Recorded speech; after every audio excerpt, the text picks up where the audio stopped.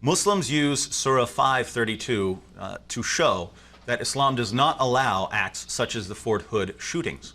And interestingly, they completely rip it out of context. They ignore the verses that come before it. They ignore the verses that come after it. And they even take out parts of the verse itself in order to deceive people into thinking that this verse prohibits and condemns killing. Now, the reason this is so disturbing is now it's even being put out without without giving a reference, so that no one can even look it up. And not just on private blogs or in conversation, but from major media organizations. This is according to CNN. A Muslim named Arsalan Iftikhar wrote an article. It was published on CNN. The article is titled, "Murder Has No Religion," and he begins. This is the only evidence he gives. He begins, "Most of the world's 1.57 billion Muslims know that the Holy Qur'an states quite clearly that anyone who kills a human being, it shall be as though he has killed all of mankind. If anyone saves a life, it shall be as though he has saved the lives of all mankind." Notice how he quotes this passage, because think about what the passage actually says when I quote it to you. As he has described it for his Western readers who aren't familiar with the Quran, the passage reads, "Anyone who kills a human being, it shall be as though he has killed all mankind." So anyone who kills someone, it is as though he killed all mankind. This is what the Quran teaches. So if you're a Fort Hood shooter, should you be killing anyone? No, anyone you kill, it's as if you're killing all mankind, and you obviously shouldn't kill all mankind. Now, when we are given a passage, we have to consider various things. One, we certainly want to consider what the verse actually says, rather than the verse as it's been altered and dissected by Muslim propagandists in the West. And also, we want to consider the context. What is the point of the verse? What came before it? What came after it? These are the things we want to look to. And when we look to this context for this passage, it means the exact opposite of what this Muslim is saying it means. First of all, let me just give to you what the actual verse itself says before he altered it and took parts out. This is what the verse actually says.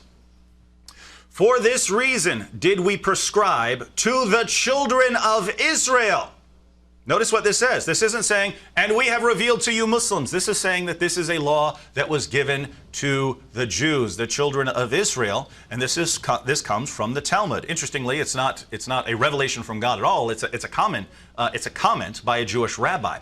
But he says, "For this reason did we prescribe to the children of Israel, that whoever slays a soul, unless it be for manslaughter or for mischief in the land," unless it be for manslaughter or for mischief in the land. He cut that part out. He cut out the part about this being for the Jews, and he cut out the part about you being allowed to kill people for spreading mischief in the land or for manslaughter. "It is as though he slew all men, and whoever keeps it alive, it is as though he kept alive all men. And certainly our apostles came to them with clear arguments, but even after that, many of them certainly act extravagantly in the land." So just by looking at what the verse actually says, again, he didn't give us the reference so that people can't look it up. So if you don't know what the reference is, you're just stuck.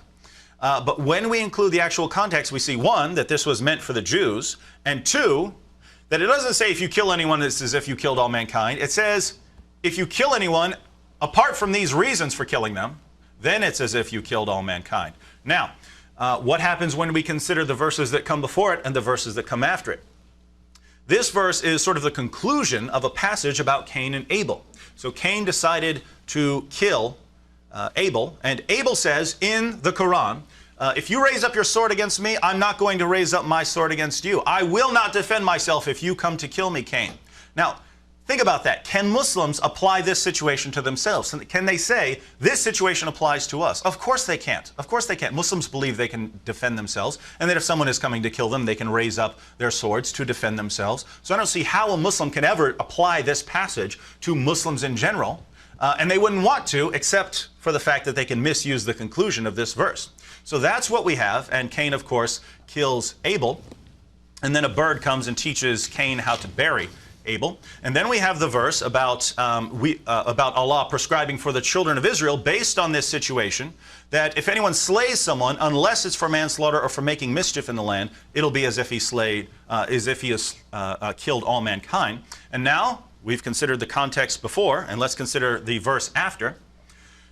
The punishment of those who wage war against Allah and His apostle and strive to make mischief in the land is only this, that they should be murdered or crucified, or their hands and their feet should be cut off in opposite sides, or they should be imprisoned. This shall be a disgrace for them in this world, and in the hereafter they shall have a grievous chastisement. So here we have a passage that is clearly applied to Muslims. The very next verse, so this man quotes 532, says, this condemns killing anyone. What does the very next verse say? The punishment of those who wage war against Allah, so you're fighting against Islam, you're fighting against Muslims, and strive to make mischief in the land if you're causing problems in Muslim lands. The punishment for this is that they should be murdered or crucified, or that their hands and feet are cut off, or that they be imprisoned. Think about this, because when we go to the commentators, we find out what these terms mean, what it means for spreading mischief in the land. Spreading mischief in the land can apply to all things, all kinds of things.